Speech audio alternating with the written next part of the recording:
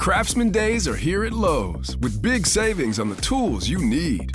Save $100 on the Craftsman V20 6-tool power tool combo kit, now at $199. No matter what the project is, Craftsman's high-quality, high-performance products empower you to build on. Stop by your nearest Lowe's store and check out the full line of Craftsman tools today. Valid through 6/18 while supplies last. Selection varies by location. Nats Chat is brought to you by Walters. While the Nats are in St. Louis, the Red Hot Chili Peppers take over Nationals Park this Thursday night. Make Walters your spot before and after the concert. Here's a swing and a line drive to shallow right. Rounding third and coming home is Cruz. He's going to score. And the Nationals add to their lead. 4 runs home here in the top of the 8th inning. It's now Washington 5 and St. Louis 1. Runners first and second. The pitch to Arenado. Fastball is lined down the right field line. This may fall in. It does. And it bounces into the stands in foul ground. And with runners on second and third and nobody out, it's now the Nationals 5 and the Cardinals 2. Finnegan sets now. Garcia's out in right field. Here's the pitch. Swinging a fly ball left field. Sending Cole back. Way back. He makes no. It's off his glove. Bounces off the wall. This is going to win the game for the Cardinals. Both men will score. And the Cardinals have come back to win the game in the bottom of the 9th inning. And a tough bottom of the 9th inning for Kyle Finnegan. And the Cardinals win the game 6-5. And welcome to Nats Chat for Thursday, September 8th, 2022, along with MASNsports.com Nationals insider Mark Zuckerman, who is at Busch Stadium in St. Louis. I'm Al Galdi, host of the Al Galdi podcast. No, it was not Game 5 of their 2012 NLDS against each other, but the Nats on Wednesday night suffered a brutal loss to the National League Central leading Cardinals. Nats blew a 5-1 ninth inning lead, a 6-5 walk-off loss at St. Louis. Kyle Finnegan in the bottom of the 9th gave up 5 runs, recorded just 2 outs. Yes, the Nats are the worst team in the majors, and yes, the results of Nats games this season have long since stopped mattering, but we're all human, right? If cut, do we not bleed? The Nats were in position on Wednesday night to win a 7th game in 10 games. The Nats were in position on Wednesday night to notch a 2nd win in this series at the mighty Cardinals, and instead, it all faded away. There was so much to like from the Nats in this game, but you end up exiting the game with quite the disturbing taste in your mouth as a Nats fan. That's all I have to say after this one, Al. That was one of those that, look, for 7 innings, this is a sleepy, really uninteresting ball game, to be honest. They're trailing 1-0 most of the night. They are doing nothing at the plate. And then all of a sudden you have this like legitimately inspiring rally where they take the lead with a flurry of 2-out hits. You're thinking, man, they're going to come out of here, and at worst, they're going to split this series with the Cardinals after winning a series in New York. They're going to guarantee that they go home with a winning record on a September road trip to New York and St. Louis. And you're thinking, okay, all they need is 3 more outs, and they're up by 4 runs in the 9th. Here we go. And you could just feel that one coming, couldn't you? I mean, not to say that he couldn't have gotten out of it. Finnegan was, throughout the whole thing, 1 pitch away from ending the game with a win for the Nats. But you could feel it falling apart as that inning played out. And so the way it ended on a ball just off Alex Call's glove in deep left field, it just made you at the end of the night say, ugh. I think that about captures it. I do, though, have something that hopefully will make people feel better. The first ever Nats Chat podcast party is coming. Yes, the inaugural Nats Chat podcast party is coming. It will happen, where else? At Walters, the home of the Nats Chat podcast. Walters, in case you don't know, and you should know, but Walters is an outstanding bar across the street from Nationals Park. The party will be taking place on Friday night, October 14th. More details are coming, but we're going to hang out. We're going to talk Nats. We're going to watch some postseason baseball. Now, if you actually make physical contact with Mark, he will say to you, hands off the merchandise, okay? So you got to be careful, all right? You got to be careful. You got to mind your manners. But we're excited for this, the first ever Nats Chat podcast party. If you have questions, you can hit up Tim Shovers at Nats Chat Podcast @gmail.com. That is your saying, right? Hands off the merchandise. Don't touch.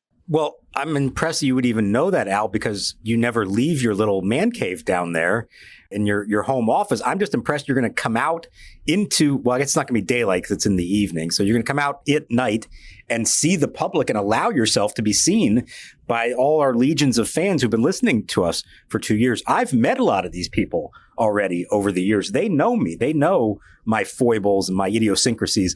They don't really know what you're about. I barely know what you're about because I only talk to you over Zoom like this. We've only seen each other in person a few times in our respective careers. So I'm excited about this for a variety of reasons.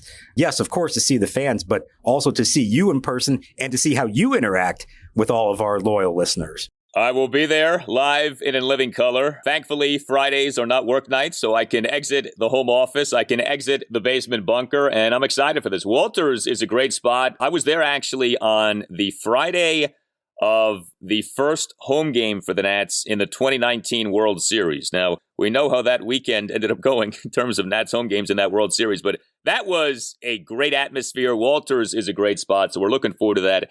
First ever Nats Chat podcast party, Friday night, October 14th. Mark your calendars, and if you have plans, cancel them and be at Walters on Friday night, October 14th. So yeah, back to what happened on Wednesday night at St. Louis. You know, it's funny. The game ends up being a disaster because Kyle Finnegan ended up being a disaster, but up until that point, the Nats bullpen had been outstanding in this game, and that really would have been a major talking point about this game. Erasmo Ramirez in this game on Wednesday night, 2 2/3 perfect innings. Carl Edwards Jr. on Wednesday night, a perfect bottom of the 8th. Kyle Finnegan had with which to work in the bottom of the 9th, a big fat 4-run lead. I mean, you felt pretty good about this game going into that 9th inning.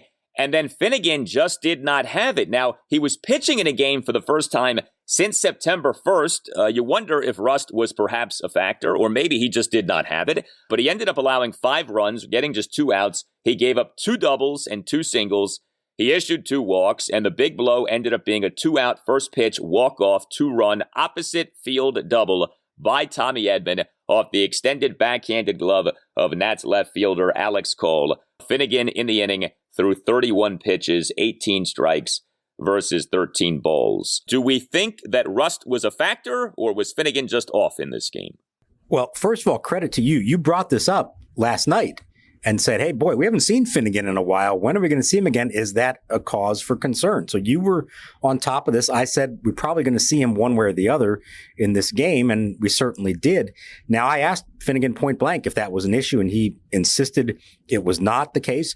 But look, you can see how that went. His command was not on, and it was right from the beginning. He was falling behind hitters. He walks Goldschmidt, the second batter he faces. He issues another walk later in the inning.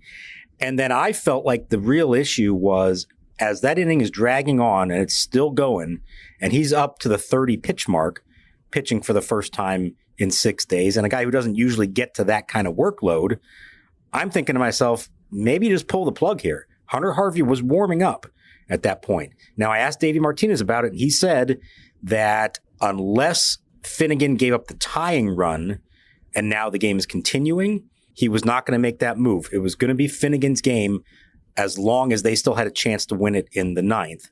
And Harvey would have only come in if he blew it, but the game didn't end yet. I get that, but I also would say because of how long it had been since he pitched, he clearly looked off on this one. The pitch count is getting way up there. We know Hunter Harvey throws gas and has been electric for you. It wasn't like it was a safe situation to begin with. You can't create your own safe situation. Why not just put Harvey in there? What do you have to lose to try to get out of that jam with that? So I get it. Finnegan makes one more pitch, game over, and we're saying, hey, great job. He got his way out of it. But it felt to me like as that inning was playing out, you kind of knew that he was treading into some dangerous territory there in terms of the pitch count and just the fact that he didn't have it. And he wasn't throwing strikes. And when he did throw strikes, they were hitting it hard. Yeah, I really do wonder how much of Davey leaving Finnegan in the game was just about the state of the Nats season, and you're trying to groom and develop Finnegan, and you maybe wanted to see him work his way out of this. I mean, if the Nats were in a pennant race, we would be hammering Davey for leaving Finnegan in that game. But you see, if the Nats were in a pennant race, I don't think that Davey would have left Finnegan in that game. And I don't think he's going to come out and say it, but I think, in a spot like this, yes, you want to win. And Davey does manage to win. I mean, let's make that clear. But I think you can maybe sort of err on the side of leave him in and see what happens as opposed to managing, with like your pants on fire and you got to make sure that you win this game at all costs. I mean, that's not the way that Davey handled that ninth inning. The general rule when you're trying to win, if a reliever doesn't have it, you get him out, okay? You don't worry about roles or anything like that. You get the guy out of there because we know how these relievers are. They are fickle. They are unreliable. They are failed starters. They are second-class pitching citizens. And so it's like when the guy is off, get him out and figure out, the other stuff later. Davey didn't do that with Finnegan in this game. I mean, it's hard to know what to think of Finnegan. And I feel like we say this about a lot of these Nats young players, because it's like there are things to like and there are things you see that are encouraging. He throws hard. He has proven himself to be adept at getting out of these jams, but he also isn't consistent. And he puts guys on base and he gives up homers. And, he is by no means some lockdown, slam dunk closer. I mean, he just has not been that for this team. And, I don't know, maybe next year he catches fire and ends up being like that. But again, with these relievers, with their year-to-year nature, what you're always searching for is like the rare guy who's good every year. And it just feels like with Finnegan, he's like a lot of these guys. He's talented. There's upside. There are things to like, but he just isn't consistent enough to make you feel great about him. Well, as is the case for a lot of guys on this team, it feels like this year. When he's good, he's really good. When he's not, he's really bad. And there aren't a lot of those just middle ground like, he was a little bit off tonight, but he found a way to get through it. No, his blown saves, and I know this wasn't officially a blown save, we're going to call it that because that's essentially what it was. They're pretty epic when he has blown them. They've been pretty ugly. And they're not just, he's got a 1-run lead and he gives up a bloop and a blast. Like they are, the whole inning is crumbling down on you. So that's not unusual that happens. We've seen it with a good number of relievers, not just on this team, but on others. But that is what separates, the truly elite, consistent closers year to year and these guys who have their moments and compile some saves for you, but don't become regulars in that role for a long time. And so, maybe he did want to see how he handled that situation in this game. But, I'd also kind of like to see Hunter Harvey do this. I think we've gotten to a point now where we can say he's stayed healthy, knock on wood. We know he's got the electric arm. We know he was always kind of groomed with the Orioles with the idea that he would be a future closer someday. So why not see how he would do entering with the game on the line in the bottom of the ninth in a hostile environment? I'd kind of like to see that before the season's over, and maybe this was a spot to try that. Yeah, and, not that people are super concerned about who the Nats closer for 2023 will be, but Tanner Rainey's not going to be good to go for the start of next season. So if you're thinking about 2023 and who, in theory, would be your closer, maybe you do want to give Harvey a look-see and see what he can do, and, maybe that can play into your decision-making for bullpen roles for next year. Hey guys, it's Al Galdi for Window Nation. We are into September, a time for pennant races in baseball, and Window Nation is offering pennant race-worthy savings. New windows from Window Nation at half the price. Get 2 free windows with every 2 windows that you buy, plus pay nothing with no interest until 2025. Lower your energy bills, raise the value of your home with new energy-efficient windows from Window Nation. Visit windownation.com or call 866-90NATION and tell Window Nation that Al Galdi sent you. Window Nation windows are the best. The longer that you have old, drafty windows, the more money that you're wasting on your heating and cooling bills. Window Nation has saved customers over $60 million on energy bills, and the average Window Nation installer has over 16 years of experience with 20,000 windows installed. Window Nation windows are great, and Window Nation windows are installed right the first time. Take advantage of this terrific deal. Buy 2 windows, get 2 windows free. This goes for any style of new window from Window Nation, and pay nothing until 2025. Visit windownation.com or call 866-90NATION. That's windownation.com or 866-90NATION and tell Window Nation that Al Galdi sent you. Abbott was good. He was really good. I mean, he hasn't been stretched out that much. He gave us everything he had. The ball started getting up on him a little bit there at the end, but he pitched really well. There was a lot to like from the Nats in this game. I mean, I thought that Cory Abbott gave the Nats a solid outing in this game. Cory Abbott was the Nats starting pitcher, 1 run in 4 and a third innings. He had 5 strikeouts versus no walks. Abbott is in that Paolo Espino territory of he starts, he relieves, he's a tweener. We've talked about Mason Thompson recently. Maybe he ends up being that for the Nats. But more and more, you're seeing guys like this, guys who both start and relieve for you over the course of a season. And, Abbott now has had a pretty decent number of nice starts for the Nats, albeit in a small sample size of starts. The Nats on May 4th claimed Abbott off waivers from San Francisco. He's currently in the midst of his 4th stint with the Nats at the major league level this season. They've been optioning him back and forth between the major league level and AAA Rochester. He has made 5 starts now. Look, he wasn't outstanding on Wednesday night, but again, 1 run, 4 and a third innings, 5 strikeouts, no walks. And he's done this a few times where he has started games and pitched well. There was a 5-1 win over the Mets at Nationals Park on August 2nd. Abbott in that game, 5 scoreless innings. We had a 3-2 loss to the Chicago Cubs at Nats Park August 17th. Abbott in that game, 2 runs in 6 innings, 5 strikeouts, 1 walk. I think he's been surprisingly decent, if not good at times here for the Nats. Yeah, I agree with you. And what's funny is that Cory himself is not nearly as complimentary of himself as we are. His evaluation of himself in this game was meh. He literally said the word meh.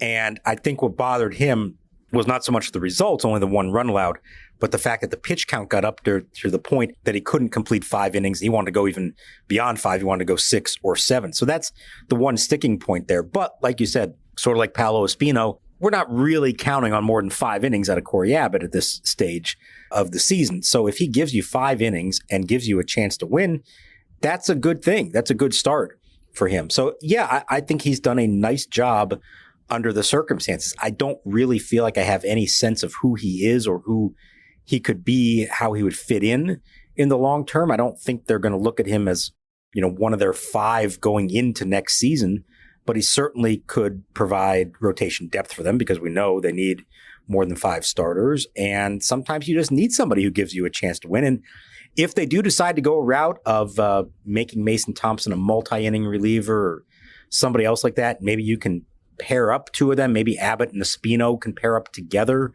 and have them combine for 6 or 7 innings in a game. There may be something there. I think he's done well under the circumstances, but I still don't really have a sense or feel of if he could be more than this and if they could actually view him as a building block for the future.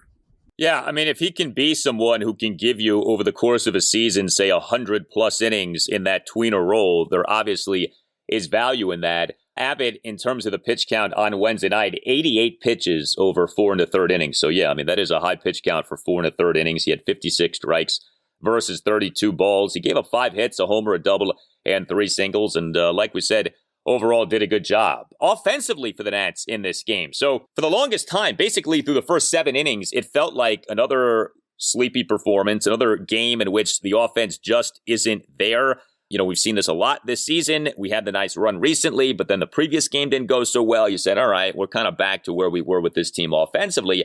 And then we had a 4-run top of the 8th inning. And the Nats went from having tied the game at 1 in the top of the 7th to busting the game open, at least to a degree, and going into the bottom of the 8th inning with a 5-1 lead. The Nats ended up finishing this game with 5 runs, 10 hits, 3 walks, 2 for 6 with runners in scoring position. We had a big game from Luke Voit, who really hasn't been hitting all that much lately, but Voit on Wednesday night certainly did hit. Luke Voit came through to the tune of 3 for 4 with a 2-run homer and 2 singles. And how about that home run in that 4-run 8th, a 2-out, 2-run homer on a bomb to left field for a 4-1 Nats lead, 424 feet per StatCast. He had an RBI single from our guy Joey Meneses in that 8th inning. He had an RBI single from Luis Garcia in that inning. And, you pair those things up with a Cesar Hernandez RBI triple in the top of the 7th inning, and the bats came alive late. It's bizarre. This team, for so much of this season, did so little in the latter innings of games, and it feels like over the last maybe month, when the Nats have hit, it has been in the later innings of games, and certainly in this recent stretch of the Nats offense being better, the Nats have hit in the latter innings of games. It is really weird. I don't know that I have an explanation for why that's been the case. They were totally shut down by Jordan Montgomery, the Cardinal starter, who's been very good, by the way, since they got him from the Yankees. So some credit to him. But I mean, they did nothing for 6+ innings. And then all of a sudden, the floodgates opened, and that was a really nice rally to the point that you thought, we're going to be talking about this lineup and like in a whole different mindset and view than we've had of them all year long. And now they're starting to finally do this late in the season and, kind of an inspiring fashion. Luke Voit needed a game like this. I think it's been a struggle for him. He's acknowledged this has not been a good year for him, both San Diego before he even got here and then in the month that he has been here. So this was a really good game from him. That home run off the guy he was traded for, by the way, Giovanni Gallegos. When the Cardinals had him, they traded him to the Yankees and got Gallegos in return. So that was kind of interesting. That was towering 424 feet over the left field bullpen for what looked like the, final blow that the Nats needed to win this game. It obviously wasn't. Now, I got to ask you this because you're Mr. Statcast. You love this stuff. Explain to me how the expected batting average on that absolute bomb by Voit was only 780. In theory, that's trying to tell me that there was a 22% chance that that ball would be caught for an out. In what major league ballpark can you hit a ball 424 feet to left field like that and have it be caught? Well, I'd have to double check this. Expected batting average, that's not only based on exit velocity, that's also based on distance. Yeah, I believe it's a combination of exit velocity, distance, height, all those things together. I believe that's how they put that all together. And in theory, if that ball was hit the exact same way, 1,000 times across all the different ballparks, it would be a hit 78% of the time and be an out 22% of the time. I don't know how that could ever be an out. Yeah, that doesn't make a ton of sense. Unless, I don't know, maybe the expected batting average is based on hitting it to center field in the Polo Grounds decades ago, and where it's like, 800 feet to center field or whatever the heck it was there. Yeah, that doesn't make a ton of sense. That was a shot, and, Voit has some flair to him, okay? He's all jacked up. He does a thing where he doesn't button up the jersey, so he looks like some porn star from the 1970s with the way he wears his shirt. And he admired that. I mean, he pimped that home run. He stood there and he watched it, but that was an impressive shot for sure. I think he's from the St. Louis area, too. He is, yes. Yeah, so I think that was maybe part of it. But yeah, good for him for doing that. And, the Nats are hitting more, which is good to see. I mean, the offense comes alive. You don't always know when it's going to happen, but it does happen, and it did end up happening in this game. A couple of interesting things with the lineup. He finally rested. Keibert Ruiz did not start this game at catcher. Riley Adams did. And where was our guy CJ Abrams in this game? How come he didn't start? Okay, Ruiz did come into the game late, though, if you didn't catch that, which is crazy. They have another guy, Trace Pereira, and instead Ruiz was actually the guy behind the plate for the fateful bottom of the ninth. So that's a whole other issue. CJ Abrams got his second day off in a week, which is a little bit surprising that you would do that. You wouldn't normally think that a young guy, 21 years old, would need that many days off. But Davey described it as not being a physical day off, but more of a mental day off. There are still things they are working on with him in the cage, in the field. And I think they want to have some days where he can just focus on that and not have to immediately think about how he's going to apply it to a game situation. So he got this one off. He'll be back in there on Thursday for the series finale, an early game, 12:15 start here in St. Louis. But I was a little surprised by that. I think Davey was just trying to find the right spot to do it. He figured against a tough lefty in Montgomery, quick turnaround to a day game on Thursday, this is the one to do it.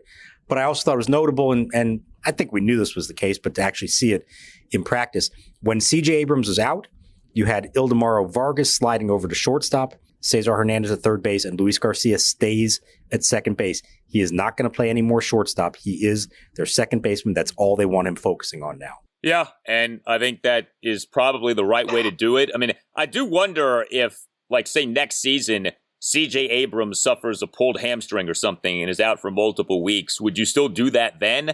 But yeah, look, it wasn't pretty with Luis Garcia at shortstop. And I think maybe the thinking, too, is you don't want it to mess with Luis Garcia's mind, especially with him continuing to hit pretty well. So just take that load, that concern off of him and let him focus on second base. But I'm curious, if you do have to go a substantial stretch without Abrams, say due to injury, what would you do at shortstop? Would you not even consider putting Luis Garcia there for, like, say, a couple of weeks? And maybe the answer is no. Who knows? Yeah, I don't know. I think it depends on what they do this offseason as far as backups. Is Vargas back as like a utility infielder? And is Carter Kieboom their everyday third baseman? That's a huge question that's going to loom over them next spring. If that's the case, my guess is they would say, okay, Vargas, you're now our shortstop for the time being and keep Garcia at second. If it's only a few weeks, that's one thing. If, God forbid, CJ Abrams suffered like a 3-month-long injury or season-long injury, that's maybe a different story. But I agree with you. I think they have come to grips with the fact that Luis Garcia is not a shortstop. And he's looked very comfortable at second base, I think. He's obviously still hitting. Why would you mess with that just to put him at a position that we've already seen he really struggles at? I don't know who the alternative is. They're going to have to make sure they have someone. But my hunch is that we have seen, other than an emergency situation, something like that we've seen the last of Luis Garcia as a shortstop. Yeah, and you know what? That's fine. The Nats tried it. I think it was worth a shot. It wasn't working. I mean, I guess you could say, well, you'll never know if you'd have given it more time, if it would have eventually clicked, but it wasn't working to a point to where it didn't feel like it was probably going to click. It felt like it was going to be an uphill battle. He's played second base. It's not like second base doesn't matter defensively. It does matter. And so just put him there. It's okay. Not everyone, is meant to be a shortstop. A few other things here with the Nats. So Jarlin Susana, one of the players who the Nats got in their 6-player package received from the San Diego Padres in the Juan Soto, Josh Bell trade. He was pitching, Susana was, for the Fred Nats on Wednesday, and he pitched well. 1 run in 4 innings. He had 6 strikeouts. Susana is a guy who is throwing well over 100 miles per hour pretty consistently. Like, he's doing this on a pretty regular basis. He's young. This is his age 18 season. He's listed as being 6'6", 235 pounds. He was the consensus number 1 ranked pitcher in the 2022 international signing class. I have to tell you, he's 18, he's built like a horse, and he's throwing 100 miles per hour. I mean, this seems like a Tommy John surgery waiting to happen, Like, it's almost like, have him undergo the surgery now because you know that it's going to be happening. So with that as sort of a caveat, it is pretty exciting what this guy has in terms of physical tools. Now, what does that mean in terms of what he'll become? We do not know, and it's going to be a while, you would think, until he's pitching at the major league level. But man, 6'6", 235, only in his age 18 season, throwing over 100 miles per hour. I mean, there's a lot to like with this guy. Well, it's exciting because this is the kind of pitcher the Nationals have hardly ever, if ever, had coming up through their minor league system. They've got guys with good arms, but not this young and to that extent, I don't think. And in theory, actually has some command. This is not one of those Henry Rodriguez light up the radar gun, but have no idea where it's going. He does seem to have command of those pitches. So that's exciting. Hey, he's going to get to pitch in the playoffs in Fredericksburg. They clinched their division title the other night. Good for them. This is a franchise, remember, that when they first started in Fredericksburg last year, began the season 0-17. And now they're going to the playoffs as division champs. Now, there's literally nobody left from that roster that was there when they were 0-17 to begin last season that's there now. But for the people who work for them, for the fans down there, good for them. They're going to get to experience some playoff baseball. And yeah, let's see what Jarlin Susana can do under the bright lights of Fredericksburg Stadium in, it's not October, it'd be late September playoff baseball. Do you think, though, that the Nats would ever say to him, we know you can throw over 100 miles per hour. Please don't do that so often so as to preserve your arm. Would a team ever say that to him, like, ease up just a little bit because we want to keep you healthy? Is that something that you think the team would ever say to him? I think it depends on something, which is, do they look at him and it feels like he's overexerting himself to get to those numbers? Or is it a smooth 102, 103 that he's throwing? I don't know the answer to that. I haven't seen him in person. I haven't really talked to enough people yet about that. Sure, if it's somebody who looks like it's a violent delivery and he's really going above and beyond to try to hump up and get to those numbers, and especially if he's having trouble with his command doing it, yes, they will absolutely say, hey, you don't have to throw it that hard. Why don't you dial it back just a little bit and see if you can be successful throwing 98 or 99? But if he has the ability to do that and throw it for strikes, and it does not look to their trained eyes like he's causing any strain on himself, no, they'll let him go like that, at least until he reports any kind of issues. The velocity, yeah, you can say, okay, that makes him a prime candidate, but just the fact that he's an 18-year-old pitcher, to me, is what the real red flag is. I don't care how hard you throw, you're always in danger, You just don't really know what you're going to become as an 18-year-old pitcher, whether you throw 89 or 102. Yeah, and when you're 18, in theory, you're not fully physically developed, and throwing a baseball is an unnatural thing to begin with. And so are you putting stress on your shoulder and your elbow and other parts of your body when maybe you don't have to be? I don't know. I mean, one of the amazing things about baseball is for all the advancements in information and stats and technology, there still isn't really a good grasp on what triggers Tommy John surgeries and now, thoracic outlet syndrome scenarios and how you avoid this. Like, we know how to diagnose these things. We have a sense on how to treat them in terms of surgery and rehab, but there is still so little that is known about how to prevent these things. And that's what matters. Like you just said, well, if he reports discomfort, then they'll tell him to stop. What you want to do is get to a point to where you get it before the discomfort starts, right? Because you don't want to be reactive, you want to be proactive, but just there still is not a very good handle on all of this. I don't know if there ever will be. I mean, this is, medicine and science, and these things are not so clear, but man, it's just like you look at him and we all have seen this and you say to yourself, all right, he's 18, he's built like this, he's throwing over 100 miles per hour. Like, raise your hand if you don't think at some point he's going to need Tommy John or some serious surgery. Like, it feels like it's inevitable with somebody like this, but hopefully not. Hopefully not. Did you see these Juan Soto comments? Yeah. So Juan Soto, as of the taping of this podcast, so this would be through September 7th, has a batting average of .232 with the San Diego Padres. He does have an on-base percentage of .397 with the San Diego Padres, but his slugging percentage is just .374 with the San Diego Padres. Things are not going swimmingly for Soto with the Padres. He has actually gotten booed on multiple occasions by San Diego fans. And he, in a piece by Kevin Acee of the San Diego Union Tribune, said the following, quote, "The challenge is just going from a team that doesn't care about anything because they know they don't go anywhere to a team that has a really good chance to win the World Series. That changes everything from one day to another," end quote. So there are a few things going on here with Soto. Number one, he has been underwhelming for the Padres, at least so far. Number two, the fact that he's getting booed. I don't know if he was ever booed in D.C. But number three, what do you think that he meant when he said going from a team that doesn't care about anything because they know they don't go anywhere? Do you think he just simply meant a team that isn't winning and isn't invested in winning this season? Or do you think he meant something more than that by saying, again, a team that doesn't care about anything? No, I think he meant the former, what you said there, that he's referring to them, that a team that isn't winning right now, knows it's not winning right now, isn't necessarily trying to win in the immediate period of time. Now, what you got to remember with Juan Soto, and I think it's important we do remember these kinds of things. English is not his first language. He has come a long way, and I give him so much credit. From the time he got to the big leagues, he really made a point to want to learn English and conduct his interviews in English. And the progress he made there in a short amount of time was tremendous.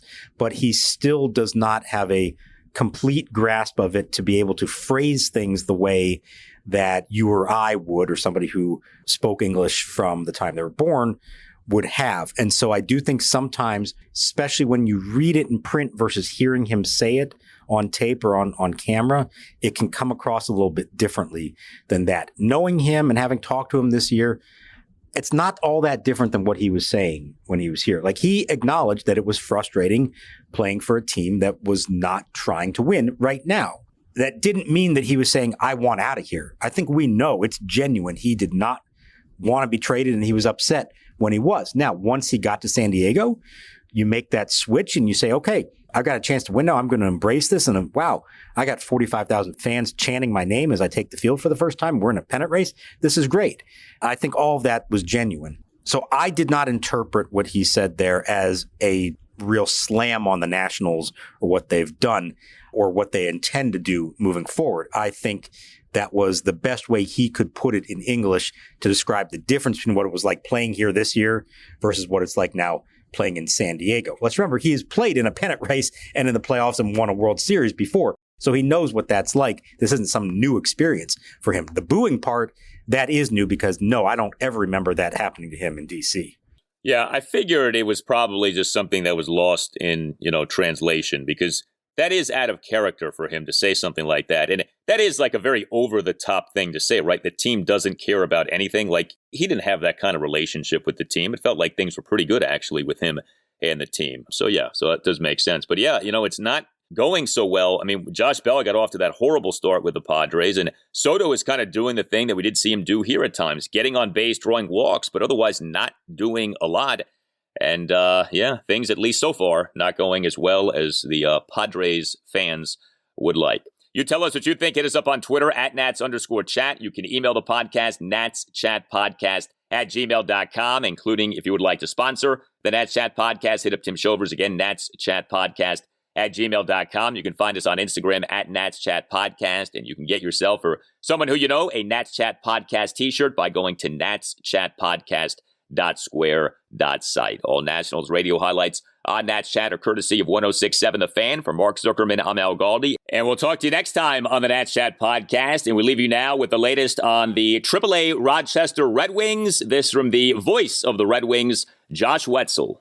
The delivery, fastball pulled into the ground to third, diving backhand play by Alou. He gets to his feet, throws the first and gets him. What a play by Jake Alou. All right, guys, time for a Red Wings update for you here in, early September, where normally the Wings season is already done. Now the way minor league baseball and AAA baseball especially works, the season is extending through late September, and it's been a rough second half of the season for the Red Wings. At one point, they were 35-19 on the season. Now, as I tape this, they're actually the opposite of that, 16 games under 500, with, of course, a lot of players promoted to the big leagues during the course of the season, like Luis Garcia and Joey Meneses especially. Now, who has performed well for the Red Wings? I know a lot of Nats fans are big fans of Andrew Stevenson, and he's had a very solid season. In fact, at the moment, he's in one of those hot stretches for him, and Andrew can be kind of a streaky guy. But as I tape this, he's reached base safely 22 straight games.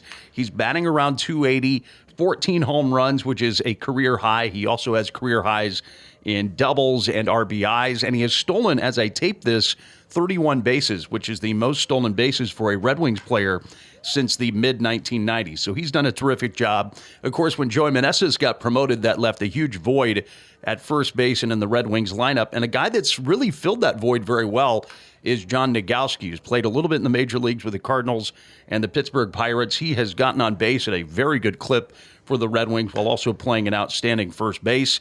Third baseman Jake Alou has been solid since getting promoted from AA Harrisburg, hitting around 260 with 4 home runs. And the young catching prospect, Israel Pineda, recently made his AAA debut for the Wings.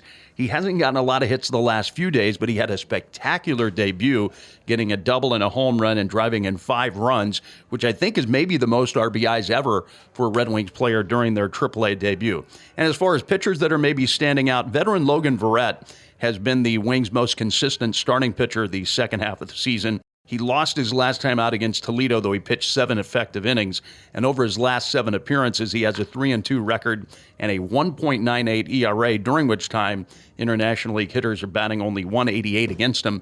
And another pitcher who's really performed well is someone who's been with the Nationals in the bullpen a little bit the last couple of years, Patrick Murphy. He has actually been working as a starting pitcher of late for the Red Wings, getting him more reps. He's been working 3-4 innings at a time and has really been effective using that good hard fastball and breaking ball of his. So Patrick Murphy has been showing some really positive signs lately as well. That's the update as the Wings roll into the end of the season. Only about 3 weeks left for the Red Wings and everybody else in AAA.